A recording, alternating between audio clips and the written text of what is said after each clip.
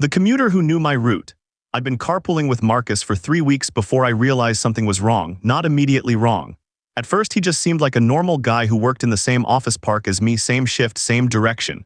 We matched through that app everyone uses, the one that promises to ease traffic and split gas. His car was clean. His rating was 4.8 stars. He didn't talk much, which I appreciated. Most carpool partners treat the drive like therapy. The first morning was forgettable. He picked me up at 7:15, same as he said he would. We got to work by 7:47. He knew the route better than I did, actually. He took the back way through Riverside instead of the highway, saved maybe 8 minutes. I asked him about it and he just said he'd learned it over time, seemed reasonable. But on the fourth day, something small happened that I almost didn't catch. We were heading toward the intersection at Meridian and 5th when I said, "I need to run an errand after work today, might need you to take me to the pharmacy on Harlow Street." I hadn't mentioned this pharmacy before. I'd never even driven past it with Marcus. He nodded like it was nothing and said, "The one next to the Thai place, yeah."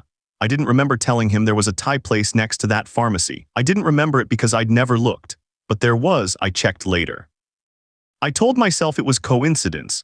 Maybe he'd been to that pharmacy. Maybe he knew the area well, but something in my stomach tightened. The strange moments started stacking up. One morning I was running late and I got in the car frustrated because I'd overslept.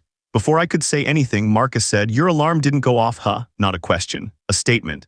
I remembered I'd set an extra alarm the night before specifically because I was worried about oversleeping. I'd never mentioned that to him. Another day I was carrying a folder I'd forgotten to bring home the previous Friday. Some reports I needed to review. Marcus didn't look at the folder. He just said, "Didn't get around to those until now." Again, not asking, knowing. I started testing him. Small things. I wore a shirt I'd bought the day before, and as he pulled up to my place, he said, "That's a good color on you." I could rationalize that. That's the kind of thing people say. But then I didn't go to the office one Thursday. I'd taken a mental health day. I texted him that I wouldn't need a ride. His response was immediate. "Yeah, you probably need one today. Not, I hope you feel better," or "no problem. You probably need one," present tense. He was right, I did need one. I was having a bad day, but how could he know that? I started watching him more carefully, trying to catch him in the act of doing whatever it was he was doing. Looking at his phone when we were driving, watching me when he thought I wasn't paying attention, but he was always just driving, always focused on the road or listening to the news on the radio or sipping coffee from a thermos. He looked like a man in his mid-40s, divorced probably, judging by the wedding ring mark and the generic apartment complex he picked me up from. There was nothing obviously menacing about him. That's what made it worse, the ordinary facade. About 2.5 weeks in, I asked him directly, casual, the way you might ask someone how their weekend was. "Hey, you seem to know a lot about my life," I said. "Have we met before?" He kept his eyes on the road. We were on the highway now, mid-morning traffic thinning out. "No," he said, "I don't think so. You just seem really intuitive," I pressed. He was quiet for a long time, long enough that I thought maybe he wasn't going to answer. Then he said, "I notice things about people." "It's a thing I do." "What kind of things?" "Patterns," he said. "The way someone holds their keys tells you a lot, whether their alarm is set, whether they're the kind of person who sleeps through it or who wakes up before it goes off, whether they're dreading the day or looking forward to it, shoulders, posture, the way your eyes look in the morning mirror before you think anyone's watching." He glanced at me briefly in the rearview mirror. "I've been carpooling with people for a long time. You learn to read them." It should have been reassuring. It wasn't. Something about the way he'd said, "before you think anyone's watching," made my skin crawl. I found myself looking into him that evening. His profile was sparse. Marcus T. 42, driver since 2009, 4.8 stars across 2 platforms, no social media presence that I could find. His reviews were all positive but vague. Reliable, on time, doesn't make unnecessary conversation. Nobody mentioned anything weird. But then why would they? Why would you write a 1-star review about something you couldn't quite articulate? Something that made you uncomfortable, but that seemed impossible to explain to a stranger on the internet. I considered quitting the carpool, making an excuse, but I was saving $250 a month and my car was getting old. And what would I even say that my ride knew too much about me based on? What? The way I held my keys. 4 days later, it escalated. I was getting into the car on a Friday morning and Marcus said, "You didn't sleep well last night." I hadn't. I'd been up until 2 a.m. dealing with a personal issue, something I wouldn't have shared with anyone at work, something I'd barely admitted to myself. "How could you possibly know that?" I asked, and I wasn't trying to hide the edge in my voice anymore. He turned around in his seat and looked directly at me, not in the mirror, directly with his full attention.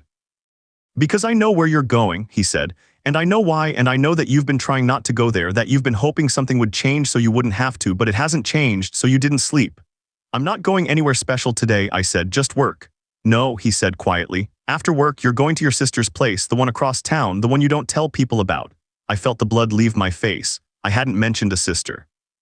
I hadn't mentioned family at all, and the situation with her, that was private. That was something I was still figuring out how to handle. How do you? I told you, he said, turning back to face the windshield. I notice things, I read people, and after a while you start to see what they need, what they're avoiding, where they're really headed. He pulled into traffic and I sat there in stunned silence, my heart hammering in my chest. We drove to work without another word. When he let me out of the car, he said, "You should go see her, you know you should, and I think you'll find that things are different than you thought they were." I got out without responding. My hands were shaking, but he was right about the sister. I did go that evening, and he was right that things were different. We talked for 3 hours, the longest conversation we'd had in 2 years. My sister apologized for things I didn't even know she felt guilty about. We fixed something that had been broken for a long time, and I kept taking the carpool. Because here's what I realized: Marcus wasn't watching me, not in any sinister way. He was reading me, the way a very good therapist reads a patient. The way someone who has spent a long time understanding human behavior learns to see what people are really carrying. And the things he said, they weren't invasions, they were interventions. He seemed to know exactly what I needed to hear when I needed to. Exactly what decision I was running from. Exactly which person I needed to reach out to or distance myself from. It was like having a guide in the passenger seat of my own life. Last week I was riding with him and I finally worked up the courage to ask the question I'd been sitting with for 3 weeks. "Are you a therapist or were you ever?" He smiled, the first real smile I'd seen on his face, and shook his head. "No, nothing like that." "Then what are you?" He was quiet for a while, the way he always was, before saying something important.